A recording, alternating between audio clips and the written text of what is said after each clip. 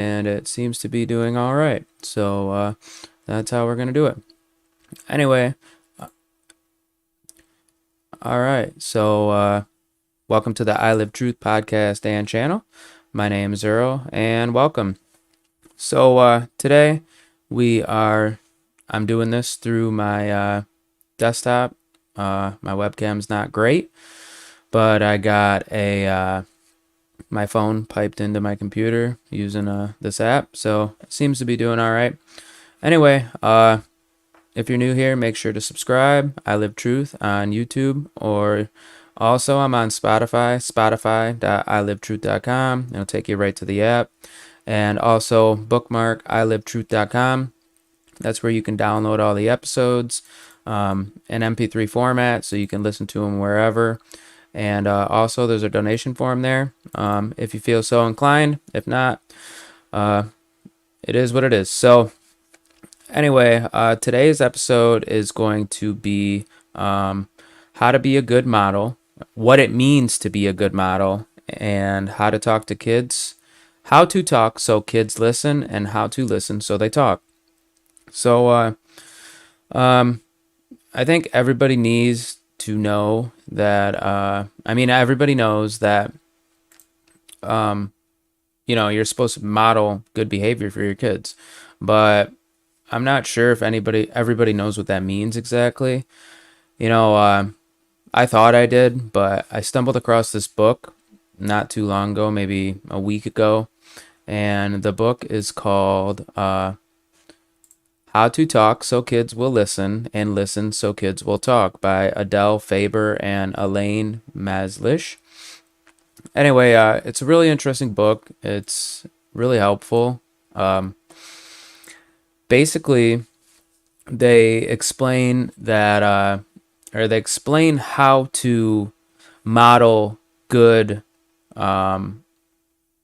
handling your feelings well, handling your emotions and feelings. And I didn't really learn this as a child. I think most people didn't. But I'll give an example of how I've implemented this, since I've read the book. And it's basically, all right, so my daughter was pulling on my shirt. She's been doing this lately. And I don't know, I think she might just be doing it to get my attention or what, just to mess around. And normally I'd say, stop, let go of my shirt, please stop.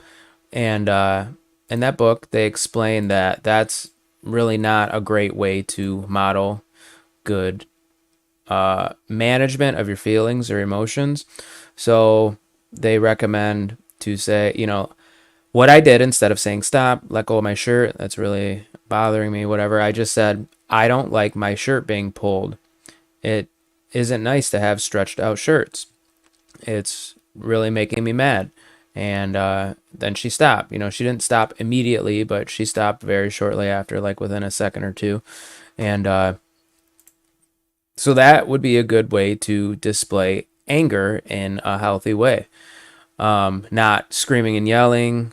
I don't really do that anymore. I did yell at my daughter. I would yell often, or at least raise my voice. I really try hard not to do that anymore. And I think I'm doing pretty well at it. I'm not perfect. I do, like in an instance where she would be pulling my shirt or something, it'd be hard for me to not raise my voice or get agitated or aggravated, like in terms of body language. But that's basically what I think most people are missing, or at least I know that's what I've been missing. I would just kind of try to remain calm. I would try not to yell. I'd try not to say really hurtful things, or criticize character. But I want to read part of this, apart from this book. I'm going to switch so you can see my desktop.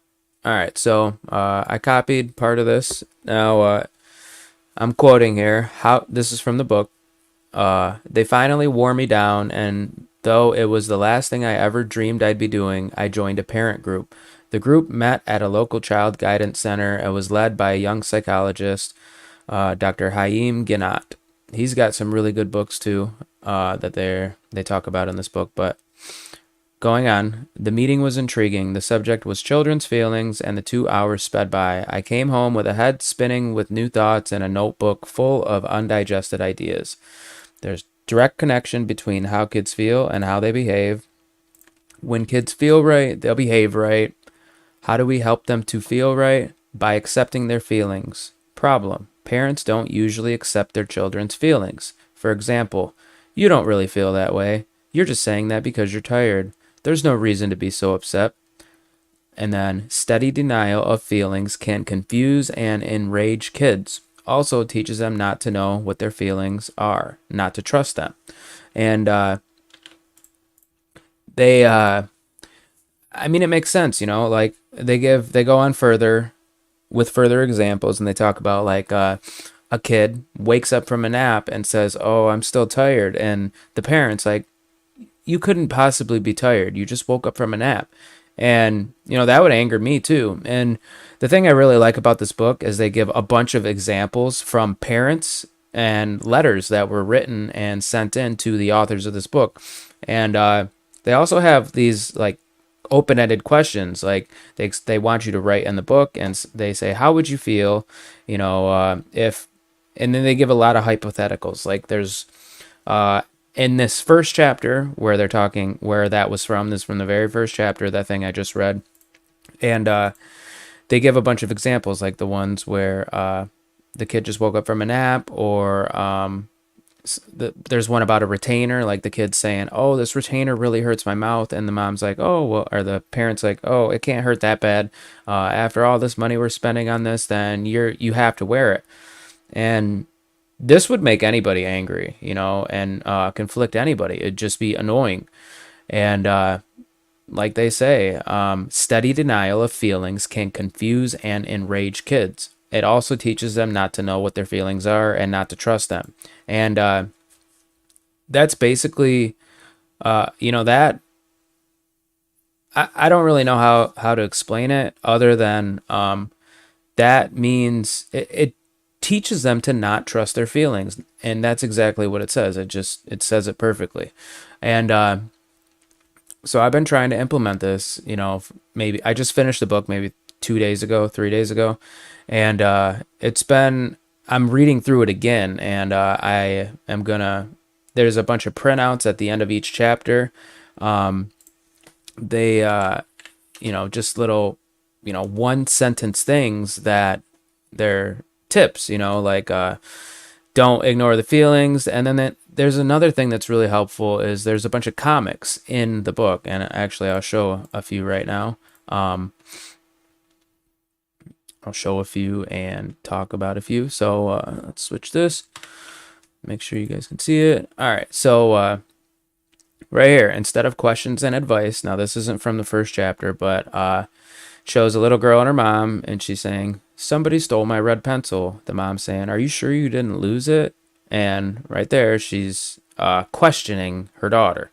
The daughter says, "I didn't. It was on my desk when I went to the bathroom." And then the mom is saying, "Well, what do you expect if you leave your things lying around?" And then in the bottom left, "You've had things taken before, This isn't the first time. I always tell you, keep your valuables in your desk. The trouble with you is you never listen." And then the daughter gets mad. "Oh, leave me alone. Don't be fresh," the mom says. So, this is a big issue for me, especially in my last relationship. I didn't really understand that sometimes when people talk, they just need to vent and they don't want advice. Actually, when you give advice, it's almost demeaning, and I don't know, it questions their character some way.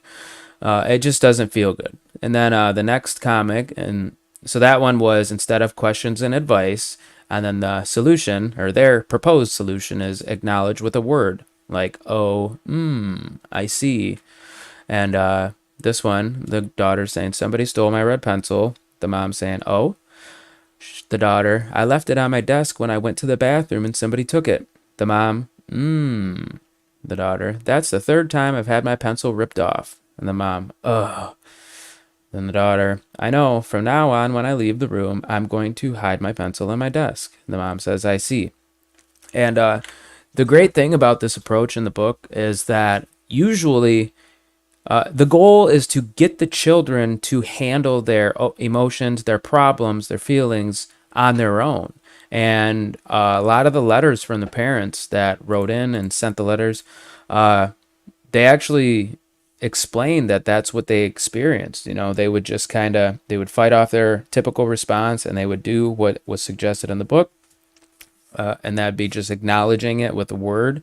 And the kids would most often work out the problems on their own and not only avoid an argument or a conflict like in the previous comic when the mom was giving advice.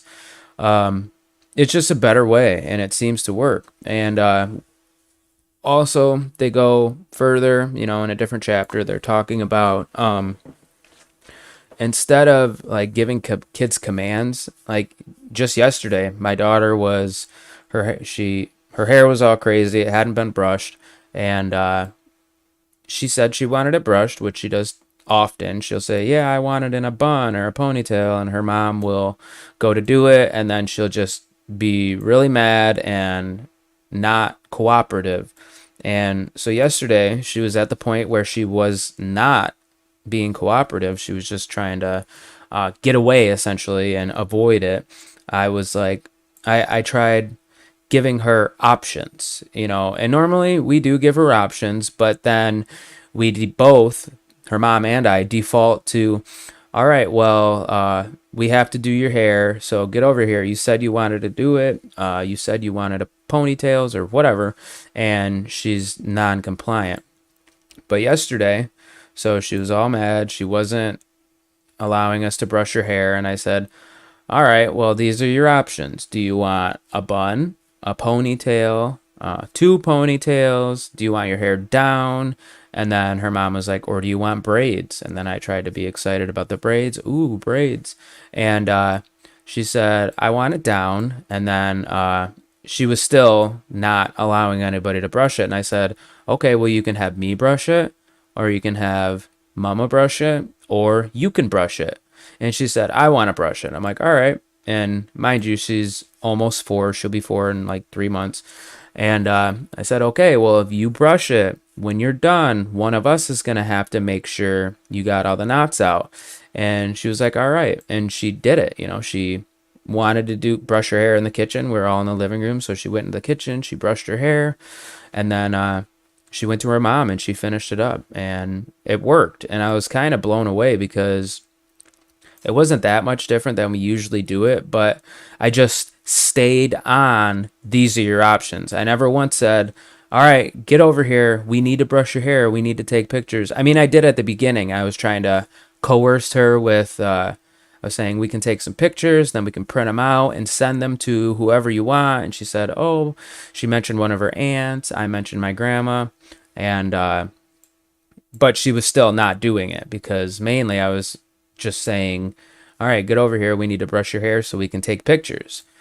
Then once I did what was recommended in the book and just stood on the options, all right, well, you can do this, this, or you can do it, etc. And it worked. And there's tons of accounts in this book about these tactics working and working very quickly and very effectively. So it's definitely a good book. If you're having issues with your child, or, it doesn't just apply to kids, it applies to everybody. And while this may be geared towards parenting, it is ultimately for every relationship in your life, because let's face it, most people in society, especially westernized worlds, people don't know how to talk to each other. They don't know how to engage. Most of the time, people are just looking at their phones, just trying to wait until it's their turn to talk, those sorts of things. And it's not good, And another good thing is at least it's been teaching me how to handle my emotions, my feelings, how to display good model behavior for these things, because there's bound to be situations where you get mad, where you're upset, where you're frustrated, whatever. So as to give a few more examples, like explained in my last video, but for those who didn't hear it, my daughter said something to me, and it wasn't very nice, hurt my feelings. And I just, rather than punishing her immediately, which normally it would be timeouts, we were doing this other therapy, PCIT, parent child interaction therapy. And when I quit my factory job, we lost my insurance. So, we can't do that anymore. Well, at least we're not going to do it anymore because we'd have to pay per session. And we did pay for a few after, but I started looking into alternatives, and I found this this other thing. I don't know how I found it exactly, but I found this thing, and it was like everything about it was from Australia, and like there was some from the UK, and just basically every country but America. So I contacted a few of the organizations that offered this training, this coaching program, and it was just called How to Talk to Kids, I think. And or Tuning into Kids, that's what it was called. So I found this program. I emailed and messaged like 3 or 4 different organizations. Nobody replied. And then finally I found one on Facebook.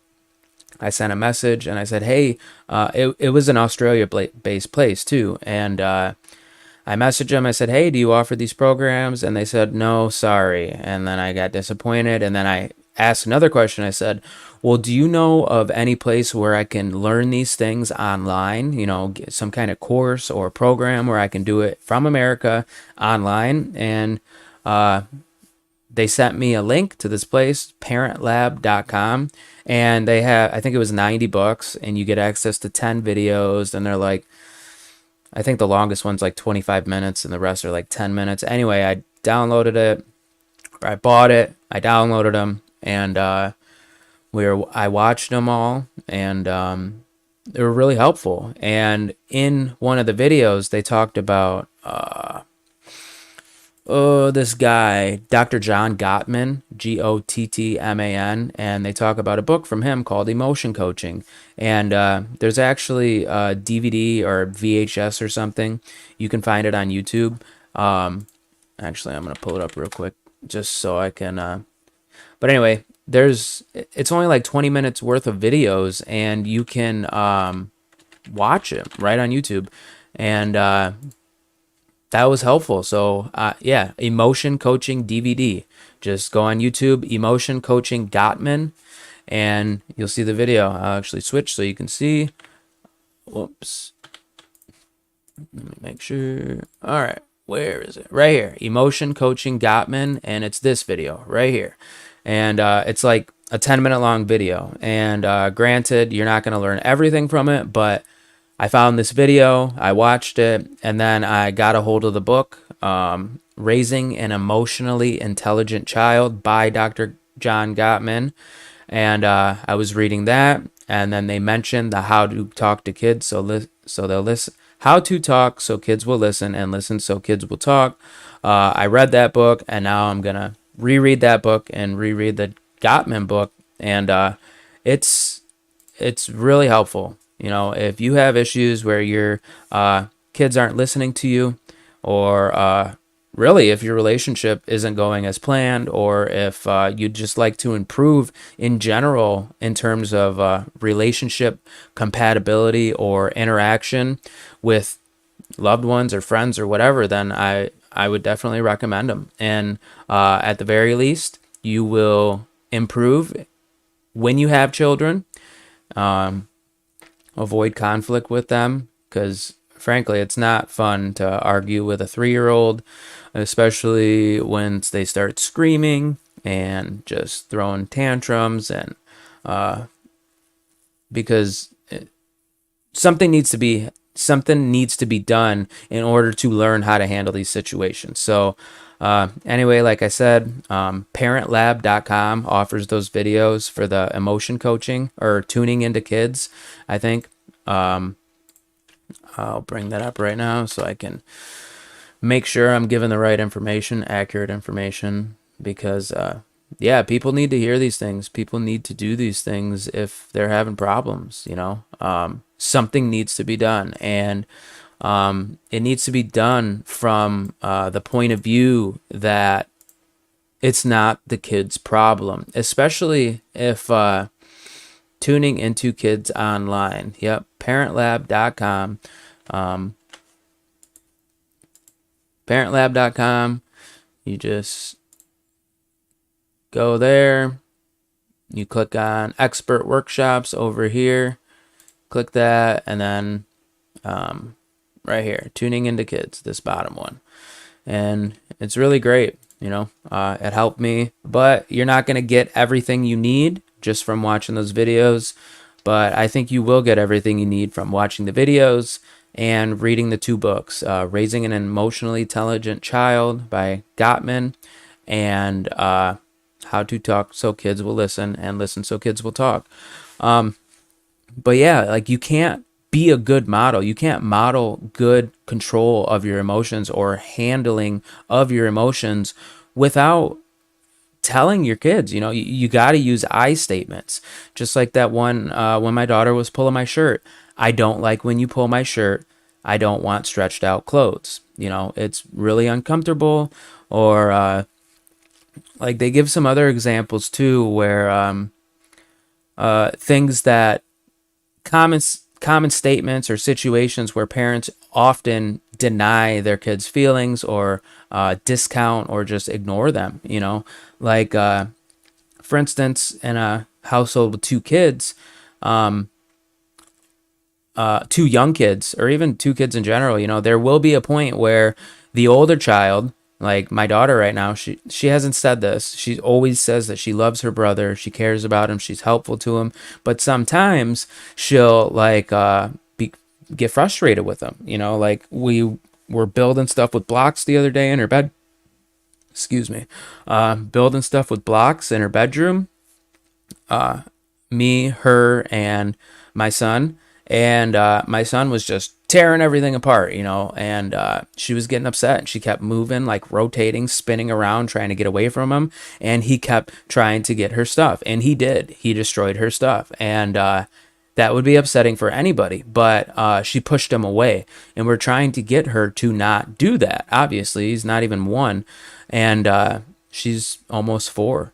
But yeah, so last night we were in the bathroom. You know, she had to use the bathroom, and typically I'll read her a book there because she always does it before bed. She's like, I gotta use the bathroom. So I go in there and I read usually 2 stories. I'll read one with her in the bathroom, and then one, you know, out of the bathroom. But anyway, we got a sliding door to the bathroom, and we can't lock it. You know, I've been thinking about getting one of those little hook latch things so we can keep it locked. But he'll always open the door. No matter who's in the bathroom, he's always getting in there, opening the door, crawling in there. And if you take him out, he'll just come right back in, you know, like 4 or 5 times. And last night he came in, and my daughter was on the toilet, and he always wants to play with the toilet. And he'll close the lid down while she's sitting on it. And it would be annoying for me. You know, I already don't want him in there when I'm on the toilet. But and she asked me nicely. She's like, Dad, I don't want him in here. And I'm like, all right, thank you for explaining that. You know, thank you for telling me how you feel or what you wanted without yelling, because she's been yelling at us a lot and screaming. And you know, I said thank you, and I took him out, and I told her mom, I said, please keep him out of here. Do whatever you got to do to keep him out, because she just told me what she wanted without yelling. You know, it was a very big step for her. And she did it. You know, she's trying. And I think as we continue to do this, and you know, me, her mom, continue to do these things, like use the I statements, and not overreact, and give value to her feelings. Another really common thing that parents do is, like, when their kids say that they had a bad day, their parents will say, no, I thought you had a good day, or you didn't have a bad day. But I've been asking my daughter how her day was the last few days, and the last 2 days, well, the day before yesterday, she said her day was bad. And a lot of the times parents will say, well, you didn't have a bad day. But I said, well, why did you have a bad day? Or, oh yeah, what made it bad for you? And she explained. And then last night, I asked her again, it was Thanksgiving. Her uncle came over here and we ate food. Her and I also played outside a lot. The snow was melting, but her mom got her these molds, to make things. Like there's a heart one, a rubber duck one, a snowman one, and you just put snow in them and it makes a mold, a figure of it or whatever. And we were playing outside a lot, but she said that I asked her why her day was bad. She said she had a good and bad day last night. The night before it was just bad, but last night it was a good and bad. And I said, well, oh yeah. And then like her mom from the other room said, well, what made your day bad? And she started explaining. She said, I had fun playing with you out in the snow, and it was bad because she told me why it was bad, and that's great. She's starting to learn, and progress is happening, and I hope in the very near future, there will be a lot less screaming and yelling and temper tantrums, and instead, as long as the adults in her life keep modeling the handling of feelings well, that she'll do it. So being a good model is showing your kids and acting in a good way, not just. And another thing that they say in the book, I have to mention this because it was really helpful. Like normally they're talking about praise, and most often, according to that book and just common sense, that people typically praise less than they criticize. So your kid might do 10 really good things during a day, or really helpful things during a day, and one negative thing. Like she could be helping her brother eat. She could be picking up her toys after something, and then one time she has a tantrum or loses her cool, the parents will criticize that, and often the good things go unnoticed, or at least unrecognized or unpraised. And a lot of the time, I've been trying to praise her more for positive things, but usually I'll just say, thank you for picking that up, or thank you for taking your dish out to the kitchen, or whatever. But in this book, they talk about descriptive praise. So for an example, one of the examples in the book is it's a daughter giving her dad a birthday card, and it's just like a bunch of scribbles. And typically dads will be like, oh, thank you, this is really good, or this is great.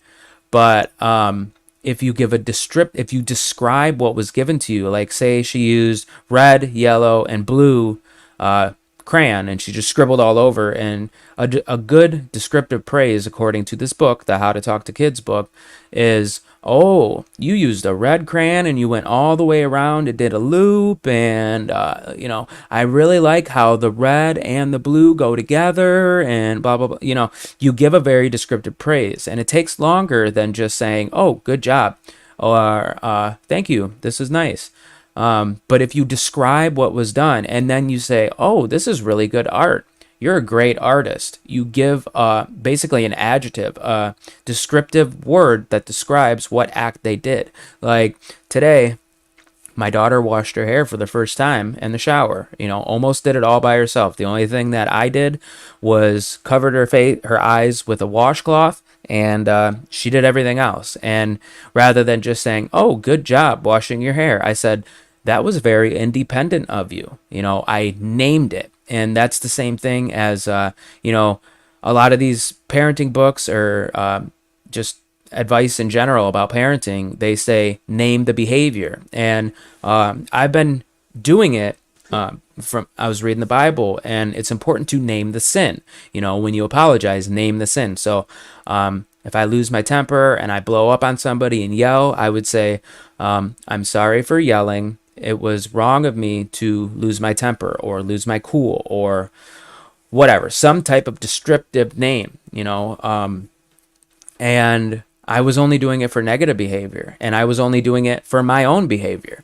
But now it's important to name all behavior, even negative or bad, or negative or positive. Like the shower example and the washing hair. I said, that was very independent of you. Very good job. I'm really proud of you. And same for like when she gives food to her brother. I'll say that was very helpful of you. That was very caring of you. It's very important in terms of getting your kids to know which emotions they're dealing with and which feelings they're having to name them. So like when my daughter's yelling, I'll say, I don't like when you yell. It's very frustrating for me. It's making me anxious, and while she is younger than 4 and she doesn't know what these words mean, that's part of defining words and giving them vocabulary, is using the words in the correct context to talk about your own feelings. So, yeah, it's very important to name the behaviors, and both good and bad. So before I go here, I'm going to show one more comic from this book. Here's another one where instead of denying the feeling, that's the caption, shows a little girl and her dad. The girl says, "My turtle is dead. He was alive this morning." The dad he said, "Now don't get so upset, honey. Don't cry. It's only a turtle." And then the daughter starts crying, wah, wah. Stop that. I'll buy you another turtle. And then the girl, "I don't want another one." She's laying on the floor now. And the dad, "Now you're being unreasonable." So that's a typical thing, like just because something isn't a big deal for you, like a turtle or whatever, kids, especially young kids, their feelings are greatly amplified. They've been stunted less. They're closer to God, so to speak, and well, literally, but that's a good way to describe it. Just like for instance, if you raise your voice or you get agitated and you say something to like your kid, well, pick that up or whatever, just because you don't consider that yelling, your kids, not especially from a mother or father, like you're their ultimate source of love, warmth, care, things like this.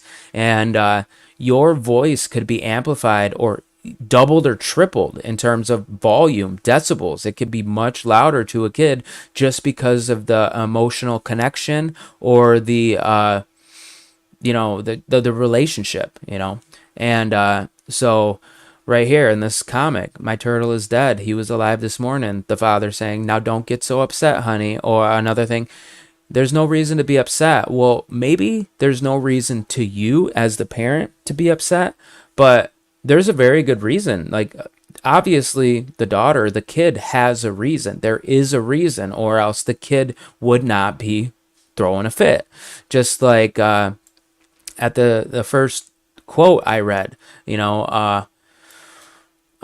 when kids feel right, they'll behave right. How do we help them feel right? By accepting their feelings. Parents don't usually accept their children's feelings. And right here, with the turtle example, "Now don't get so upset, honey.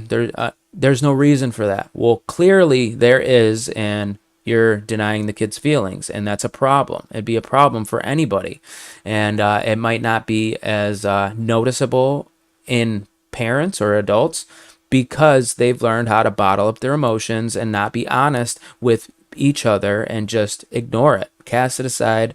"Oh, don't talk about it." In this book, they talk about parents being afraid or refraining from addressing it, giving the emotion a name because they think it'll make it worse. But in this book, usually it makes them feel better. They feel understood. They feel better, Okay, so for the other one, where I accidentally got the wrong image. All right, so like I was saying before, the turtle example, typically it would be the parent saying, "Oh, don't worry about it. Just, it's only a turtle, blah blah blah." But the appropriate response, according to this book, would be give the feeling a name.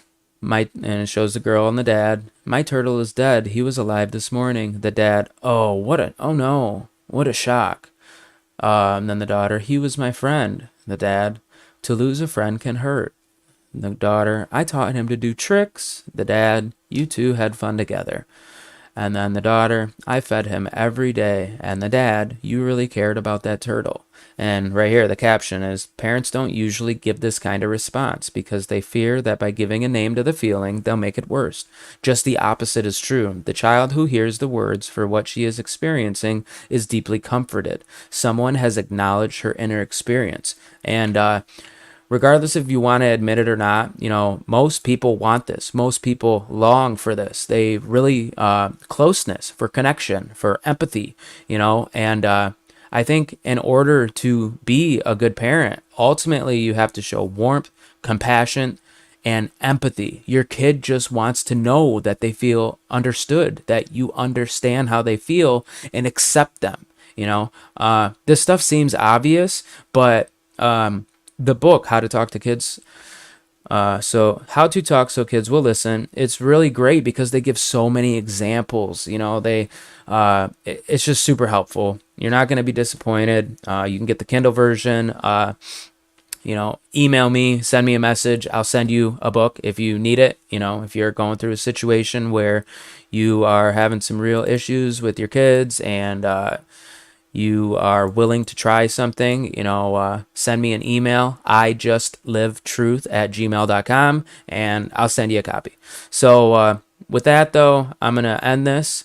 If you like what I talked about today, if you thought it was helpful, useful, you think somebody needs to hear it, like, comment, share, and subscribe. Again, bookmark ilivetruth.com. And if you would like to help me on this mission, you would like to help see more content produced, then consider donating. There's a donation form. Hold on.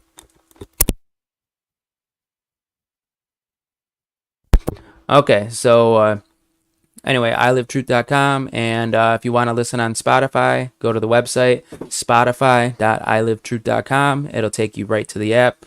Sorry about that. My dog was barking at something. She's very loud. And also, just share this video. If people need to hear this, send it to them. And yeah, with that. Oh, also subscribe to the Telegram group. You can get there by going to the website t.me/ilivetruth. And with that, I'm out of here.